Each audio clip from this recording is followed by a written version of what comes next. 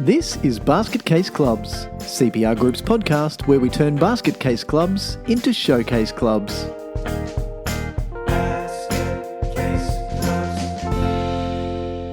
Hello everyone and welcome back to Basket Case Clubs. This is a great fun podcast where we look at ways that clubs are basket cases and the reasons behind it and look at what they've done or what we would recommend for them to do to turn from being a basket case into a showcase. Back with me this week is Steve Connolly, the proud new dad of a beautiful baby girl. Congratulations and welcome back, Steve.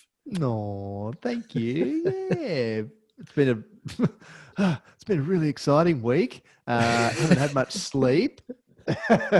But feeling really excited that everything's all good and able to still, keep in touch with you and talk all things basket case and showcase clubs, and still lots of exciting things happening in the world of sport with the clubs and the people that we're working with. So great to be catching up again. And thank you. Yes.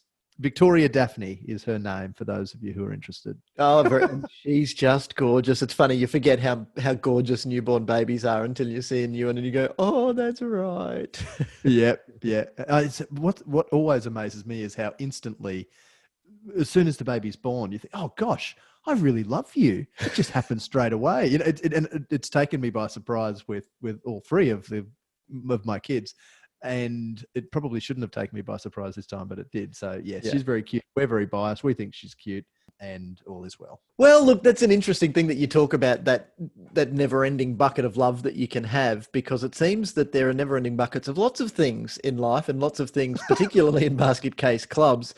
And it turns out that conflict is one of them. Our last episode, well, the next to last episode that we talked about conflict within clubs was fascinating and has generated quite a bit of conversation. So we'd like to look at a few more aspects of the conflict that goes on in clubs, but obviously always with a solution. So we're going to have, as is typical in these episodes, we're going to have a bit of a rant, share some nasty stories and some worries, if you like, and then look at what clubs can do. And in this case, councils as well. This is particularly interesting for our council listeners to get involved in this one because they don't get off scot-free as well. So it's really important that we shine a light where it needs to be shone.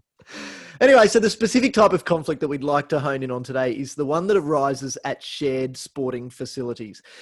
There is only a limited amount of green space left in Australia. Okay, it's a big country compared to other places in the world, but when you've got the way that Australia tends to develop flat, we tend to develop with urban sprawl because we've got detached dwellings as our preferred way of living, then it means that urban sprawl takes up a lot of the available green space, and particularly available green space in proximity to regional centres, town centres and to cities.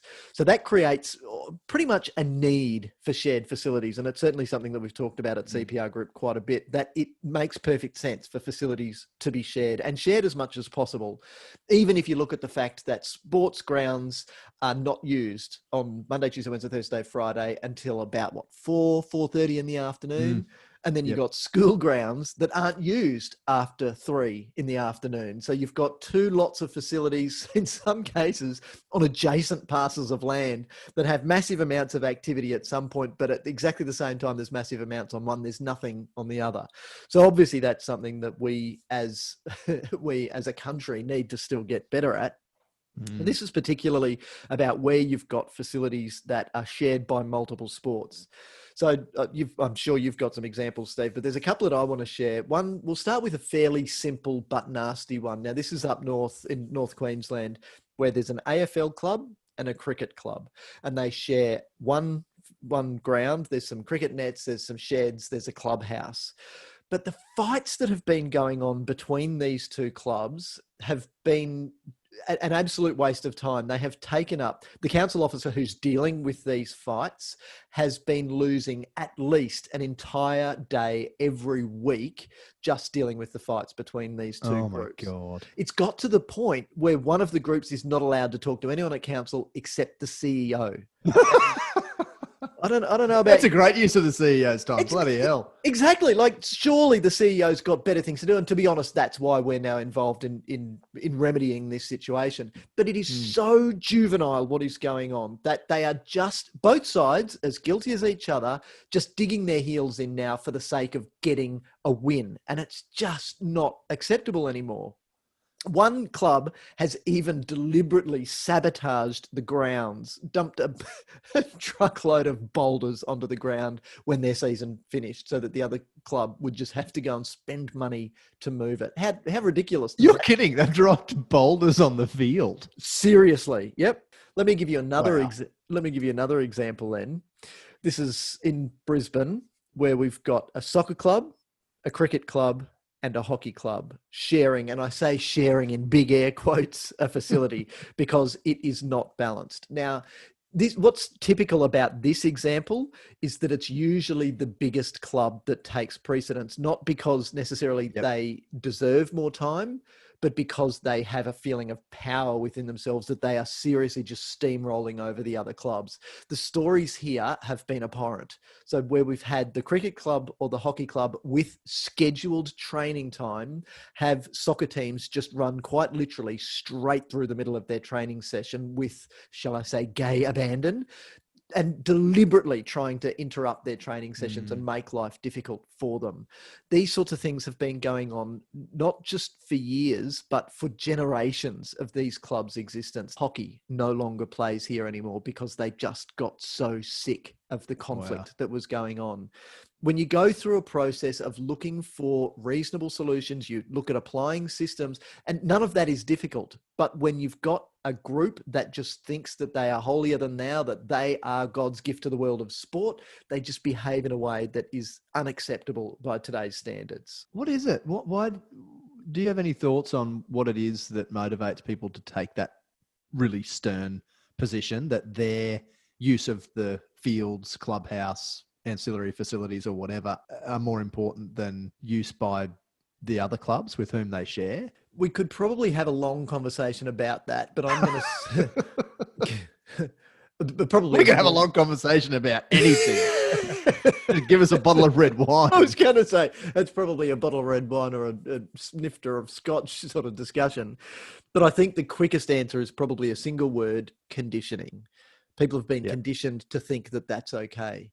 If you look at a shared facility like our office in Maroochydore, we know that we've got our office, we've got our exclusive use area, but we pay for that. We pay commercial rates for that, commercial rent for that exclusive use area. We also know that we have access to the common areas in our building, the car park areas, the toilets, the lobby, the foyer. And we know that we have an obligation to look after those areas, and we can't just go and claim them. We know that that's the way that it is in business.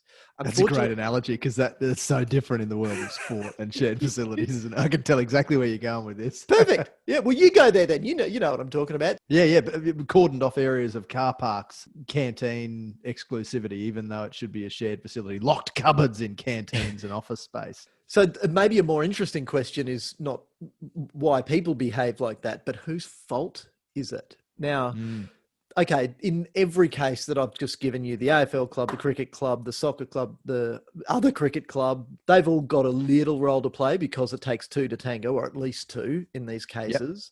But I reckon when you get right back to basics, the fault is usually with council. So in the case up north, the fault of council was that there is simply and has been simply no policy. So a lot of councils have continued with handshake agreements that they think are okay because that's nice for the community. And they think, we've got these agreements. They date back to 1921 when the mayor at the time shook hands with a bloke named Cam. And that's just the way it's been ever since. And then everyone thinks, well, it'll all be okay when Cam dies. But that's not the case because it's generational. It passes Another Cam down. comes along. Another Cam by a different name comes along. Yeah, every single time. So there was just no policy. And there are councils that still don't have a policy. And it's purely political. They think that they're going to win a political game or political points by just pandering to the fact that this soccer club, okay, they've got 400 playing members. That might equal 600 to 800 votes. Well, Yeah. it should be bigger than that. This should be about what's best for our community, and our community as our LGA, our state, or our country all up, not just what's going to get me elected. Unfortunately, we've got a way to come there, to point at a big elephant in the room about the politics that are Of course. involved here. But Not the pork even barreling happens. yeah, it does. Yeah. Yeah. But even in the case in Brisbane, where there obviously is a fairly strict policy, it's incomplete. So there's a sports club that is the tenant at this ground, and then there are, if you like, subtenants, but there are no agreements with those groups. So while council is happy to say, all care, no responsibility, there's your lease, off you go, it's all your problem now. When the community has problems, like literally the people who live nearby are sick of hearing the yelling and screaming in the car park of the soccer and the cricket club, people yelling at each other, who they're going to go to? Of course they're going to go to council. And then council gets a bad rap for saying, oh, look, it's not our problem. We leased it. Go to them. And who are them? Them, the people at the sports club, where the poor secretary of this sports club has just resigned after literally decades because of sheer burnout. She just could not take it anymore. And that's a really sad state of affairs. And okay, all of the clubs were nasty. All of the clubs didn't play well together, but council should have done a better job at the outset here. So in this episode, I really want to just shine a bit of a spotlight on the fact that can be a big part of the problem, but it doesn't need to just mean that that's how it's always going to be. There is a way to break this cycle and for it to get better. When that sort of stuff happens and bad news stories get back to council and local residents whinge, it doesn't do those clubs any favour in the eyes of council. They just get fed up. And I mean, again, speaking politically, it doesn't really fly for council to come in and say, right, well, you're a troublemaking organisation, therefore we're kicking you out.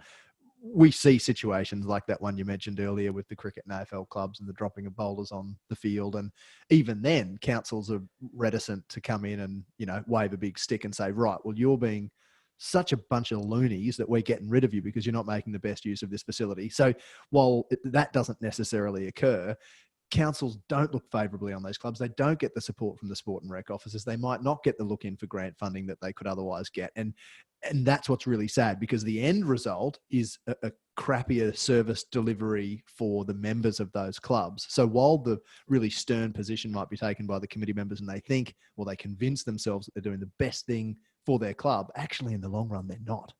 They're getting their club offside with council. They're giving themselves a crappy name in the community. People talk, especially in regional communities, that's going to have inevitably an impact on sponsorship attraction and businesses and people generally wanting to support you. And why do we do sport? To have fun and to build community and to connect with other people. It's called a game. None of those things, exactly. None of those things go hand in hand with this sort of behaviour. So councils have created a rod for their own backs in enabling these situations to happen, enabling them to fester and not dealing with them.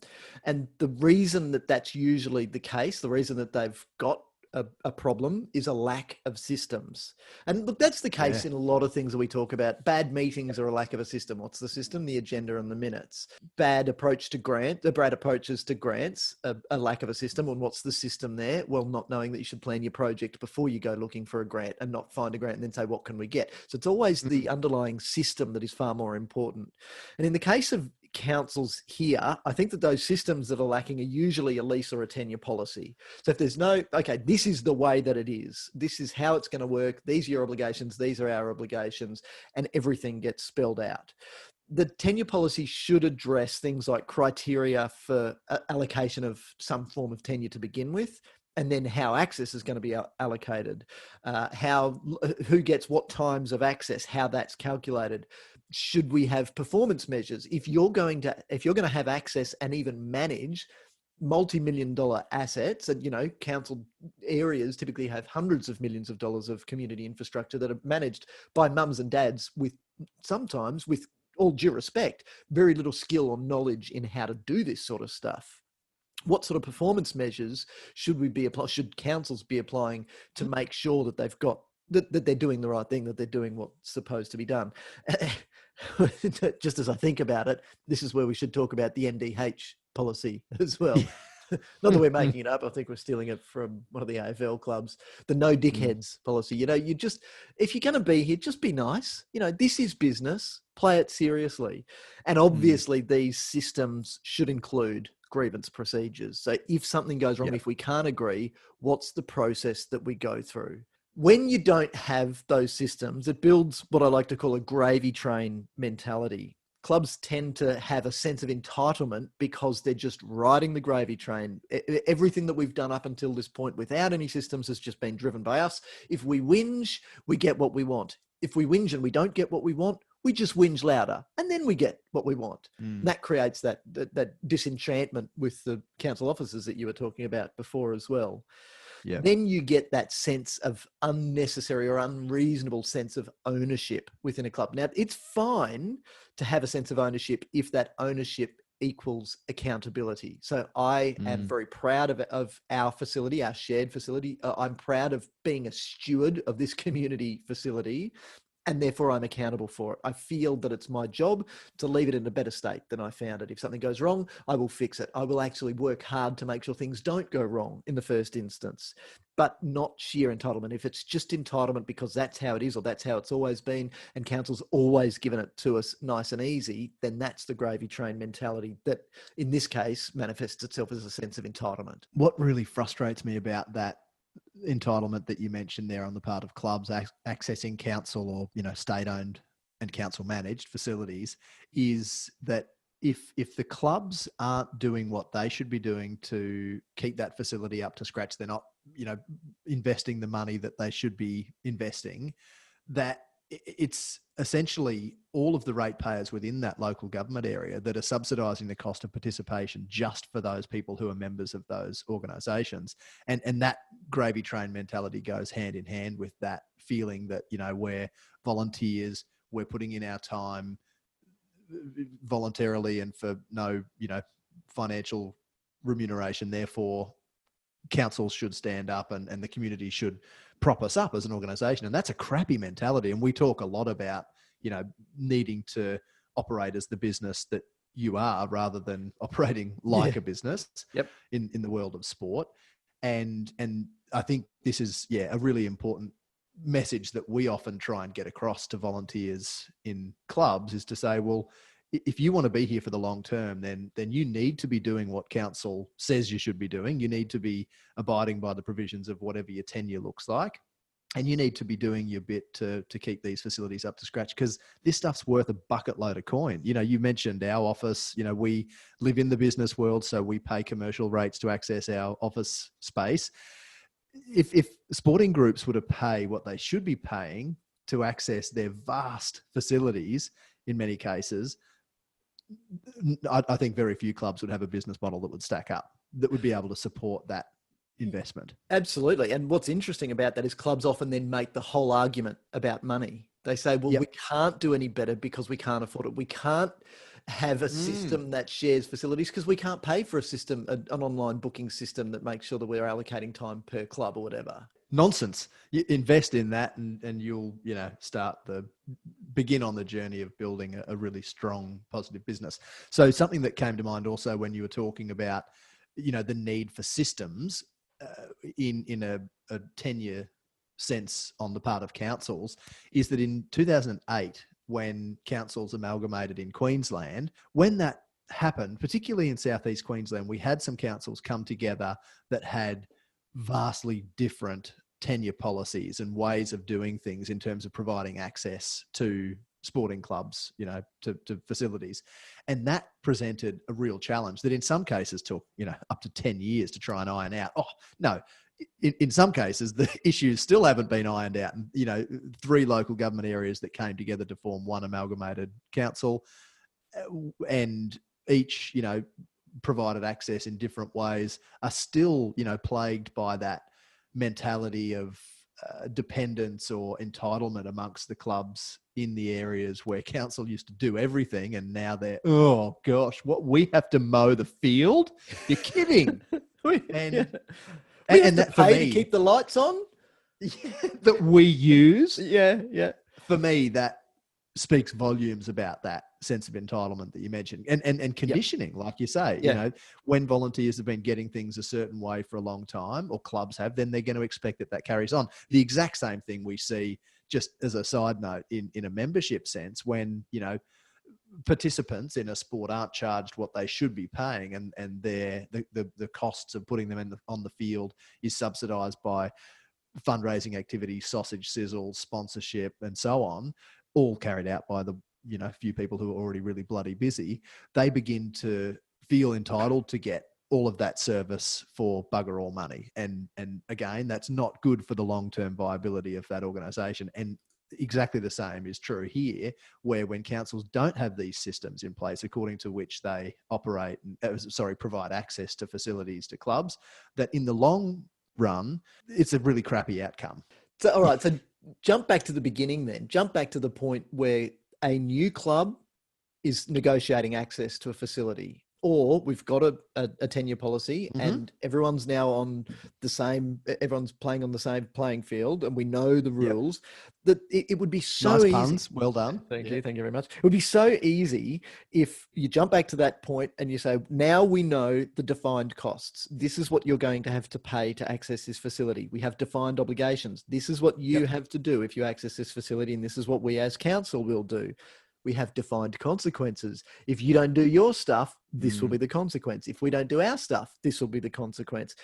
And there are follow-through consequences. We know that we will actually get things done. We will, if there's a grievance procedure, we will follow that grievance procedure and we will make things happen. If you don't meet your obligations, we will apply the consequences. So this means councils need to, again, with all due respect, step out of the politics, man, and step into the world of reality that says we need to do what's right for our community for the long term, and not just take a narrow 4-year short-term time horizon planning approach to this. If you set those systems up at the start, everybody's happy at the start. Yes, we get our facility. This is fantastic. Yes. And it's defined. And you do that at the beginning and not have to retrofit it later on. So before there's that sense of entitlement and there's an acknowledgement that, wow, we're getting access to all of this for only that much money and we only have to do these things. We can share that workload. Hell, we can even pay someone to do that stuff because we've got such a good business model that we're collecting fees that cover that cost. But then you never let them slip. So then if they do slip, it is still council needs to have the kahunas to actually step in and say, come on, you said you'd do it. If you won't do it, you've got to go. Now, even in places where there isn't a backlog, so if you go to the large metro areas, the big cities, of course, there's a backlog of groups that would love access to a facility as soon as somebody trips up, as soon as somebody doesn't meet their obligations, so we kick them out and put somebody else in. But sometimes, Steve, no tenant is better than the wrong tenant because it does damage to the community, it does damage to the sport, it does damage to the reputation of council. And sometimes you are better off waiting. And sometimes you are better off saying, no.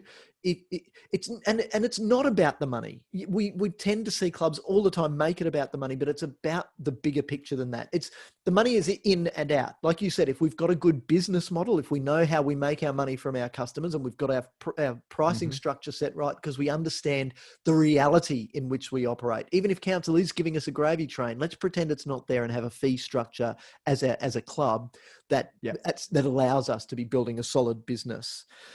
But even if councils do offer those, it would be far better if they're more transparent about the fact that, hey, this is what the real costs are. This is our level of subsidy to you, because that is a great way to report to the voting constituency as well. I've got real skepticism there, in terms of whether that's a likely outcome or not, just because I've seen so many times council decision makers make the wrong decision and allow the perpetuation of that crappy mentality and entitled mindset amongst clubs by not calling them to account and not issuing those warnings or following through on them that they should. So, and that's, I suppose, for me, the big takeaway from the discussion so far is that councils really need to be the parent. They've got to set the parameters really clearly, but they've got to bloody well follow up on them and make sure that clubs understand truly the ramifications of not following through.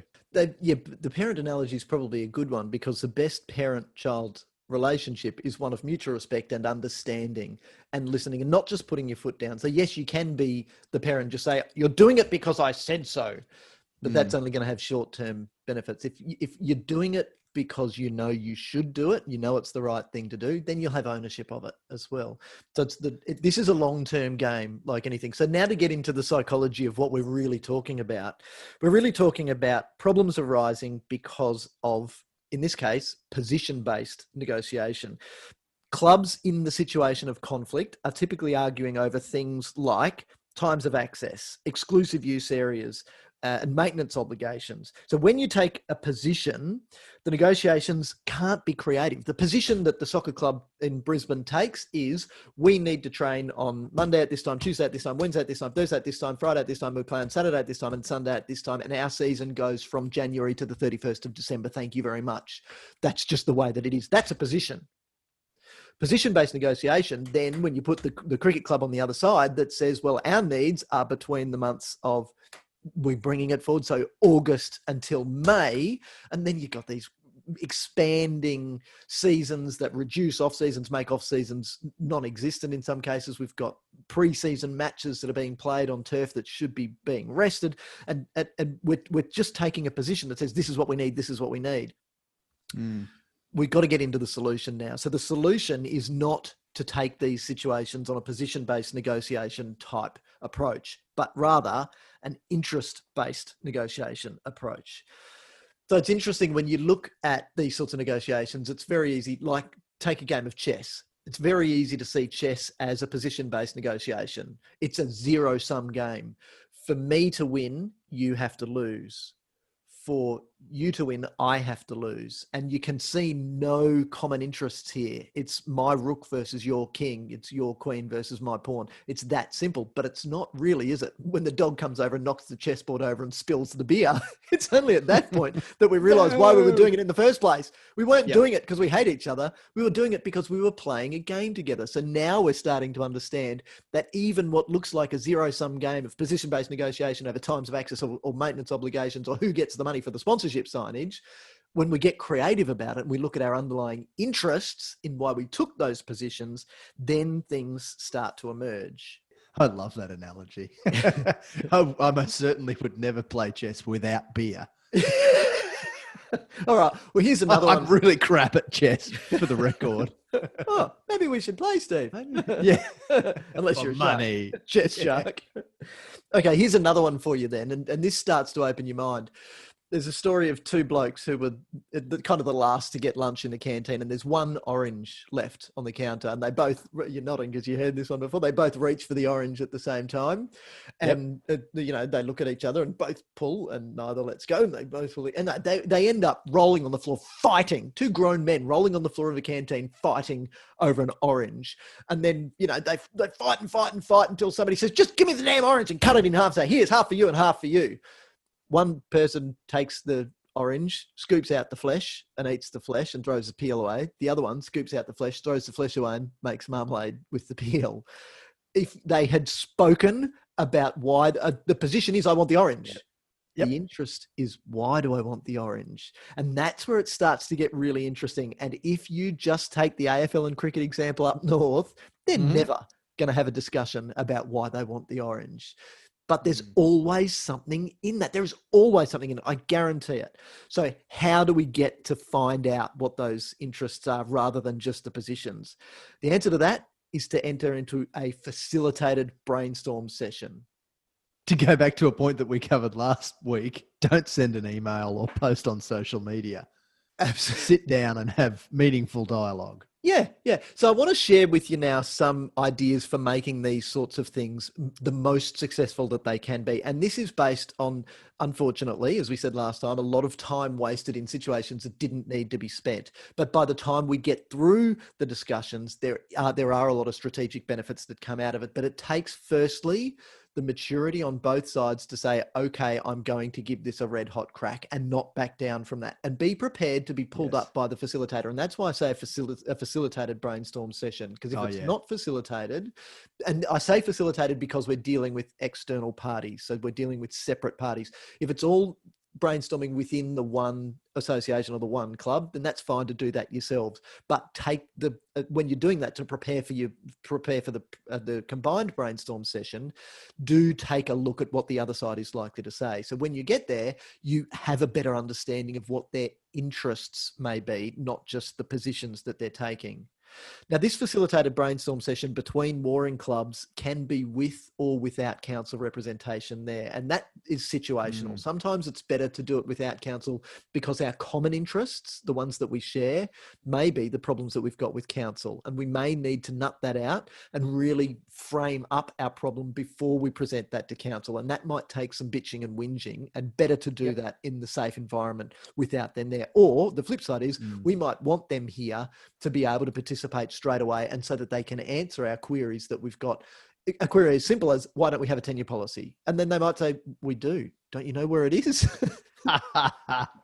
So you've got to look for these common interests. Now, to do that, here's a really practical step. Sit on the same side of the problem. Now, I mean that figuratively and literally sit next to each other and look to a whiteboard or a flip chart. Now, this is obviously the facilitator's role to set this up. Another step is to know that nothing is agreed until everything is agreed. So this promotes open, really creative thinking. Throw out some ideas that you know are stupid. Okay, so either we could just walk away and you can have the ground from the 1st of January to the 31st of December every year, or you guys leave and we have the grounds from the 1st of January to the 31st of December each year. Now, you know straight away that neither of those are options that we're talking about, but at least it sets the groundwork. We all know that it is okay if we put things on the table that we know aren't going to work, because it's only by looking at the whole spectrum of creative ideas that come out of it. Let's dig up the clubhouse and build a bat cave. Put those sorts of ideas. Who knows what level of thinking that's going to lead to if you allow the discussion to become that creative. And when you're literally sitting on the same side of the problem, you're not eyeball to eyeball. And this is really simple psychology here. It's far better to literally sit on the same side of the problem. At some point, even though you're digging into interests, you will come to a point where you've got positions. Okay, so our position here is we want to spend this money. Our position here is we can't afford to spend more than this. Our position here is we can't do this sort of maintenance. Our position here is we need this many games on the weekend, for instance. When it comes to that point that you have to be discussing positions, it's far better if we take what we call objective standards. So this is something that are completely separate from either of us. Now, in the case of councils that do have them, then that's where your lease documents or your tenure policy comes into play, because that is an objective standard. That sets the ground rules that everybody has to play by. But if there are none there, then the first step might be for the clubs to encourage council or to implore council to develop some. So we've got a problem, and we've got a problem we recognise because you didn't give us the rules. You gave us the grounds, but you didn't give us the rules, and now you're wondering why we're fighting. See, even that is a realisation that people who hate each other can come to agree on that point. If there are none locally, look to what other councils have done. How does it work elsewhere? Are there precedents somewhere? And here's a link to go back to the topic of relevance that we talked about a few episodes ago. Is there a role here for our SSOs and our NSOs? Even just looking for precedents in other parts of the country. Can those precedents not only set objective standards for what's going on here, but actually be actively communicated to clubs that may be having the similar problems all around the country that nobody knows about yet? It's a bloody good point. So many of the clubs that are going through these difficulties won't be the first. There'll be so many examples of, and so often, particularly the tier 1 and 2 sports where there's a degree of sophistication around those state national sporting organisations, whereby they've got some money and they can actually pay staff who can commit good amounts of time to this work. They will have inevitably been involved in some of these negotiations. They will have helped some of their affiliates through difficult times because they understand that, without good relationships at a club facility, their local sporting delivery is going to be hindered. So that's a really, really good point that I hadn't thought of.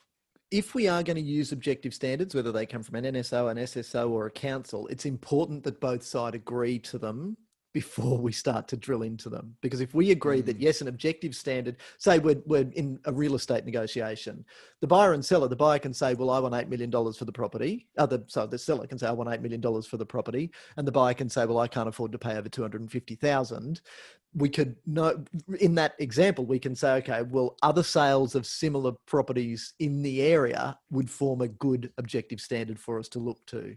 If you're selling a 2008 Mercedes-Benz C180 and you don't know what it's worth and I don't know what it's worth to buy, then an objective standard here could be the red book value. That can be a starting point for our negotiation, and then we can look at mileage and wear and tear on the car. So we agree to an objective standard before we go into it. And that takes away the ability. Then we're looking collectively at the same side of a problem rather than this is you versus me. Then we can start to be creative into what else we can include so that it's not just a continuum of these positions. So it's not just a continuum of how many hours on the field we're going to get. So, okay, so we might throw out some wild ideas here. Could we, already we've got the soccer club that's dividing the field up to have different teams training at the same time, but could we divide a field up and have two different sports training at the same time on the same field? Why not even cross-pollinate? Why not cross-train and train together and do the other sport? Well, and even if it's not the other sport, Steve, what about shared fitness sessions? You know, we're all working on strengthening and conditioning. Yep. Why not do those shared? And then we're sharing the costs, and then the other people are making friends with players from the other club on the field, and there's a chance for them to join other teams. Life is not a zero-sum game. Business is not a zero-sum game. Just because I play soccer does not mean I can't play cricket. I can play both. I can play soccer and rugby and rugby league and AFL and futsal and do gymnastics and still go water skiing on the weekend. You know, this is not just because I'm playing one sport does not mean I'm not still part of the potential market for the others. Another way might be you're a great target because you're interested in sport. Yes. So straight away you're a great target for the other club. Yeah. And if we are struggling to find enough room on the field, well, what else is available nearby? Are there other parks that are undeveloped yet that we could actually work together to develop? Are there schools, literally right over the fence, that are lying dormant, that if we work together, we can go and create a united front to have the discussion, maybe with a private school, to say, hey, we would love to use your field. We would also love to help maintain it. We would, or if we're using your field and we have some form of formal tenure, we could even get grants to improve those facilities. We can install a turf wicket in your sporting field. Wouldn't that be nice? And you don't have to pay for it. It's important to understand, though, that it's still people. So that's why I say facilitated negotiation. For our council listeners, take action. It's all too easy to just keep sitting on your hands and to just keep saying our politicians aren't supportive, our politicians aren't supportive. If you are a sport and recreation officer, you have a manager, that manager has a director, that director has a CEO, that CEO has a direct line to the mayor and council. Start the discussion.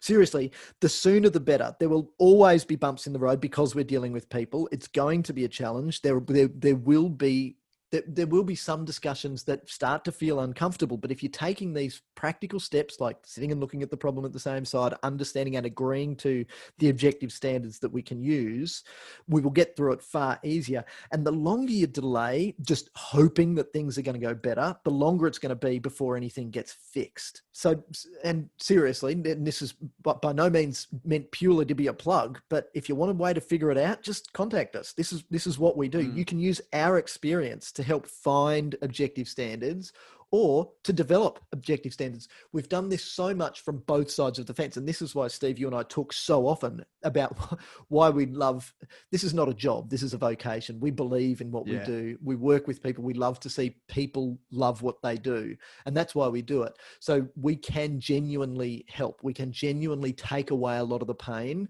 or enable you to see the light at the end of the tunnel really, really quickly.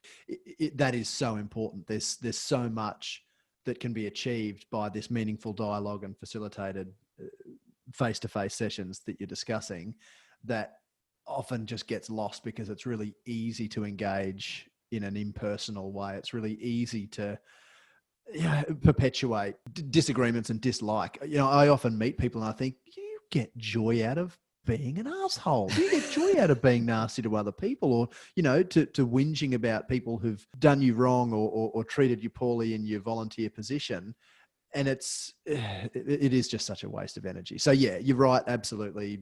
Talk it out, have meaningful engagement through a facilitated session. And I've learnt so much through this discussion just from what you've been saying about these few measures or, ways that you can create common ground and actually engage based on interests rather than positions. And I think that this underpins so much of the time that's wasted and frustration amongst volunteers in clubs. There's a lot also to be gained by council officers who are spending so much of their time dealing with this crap rather than getting on with doing the best job possible of supporting the clubs to then provide great services to the local community. So clubs, in a lot of ways are doing the jobs of councils. And if this nonsense is going on, then no one's able to do the best job possible. And therefore who loses most? The local community. Yeah. And that sucks. Yep. The quality of sport goes down.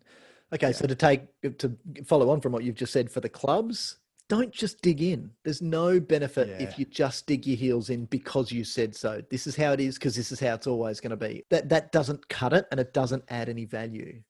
And think differently. Don't think I'm taking this position because this is the position that's going to lead to the best outcome for my members.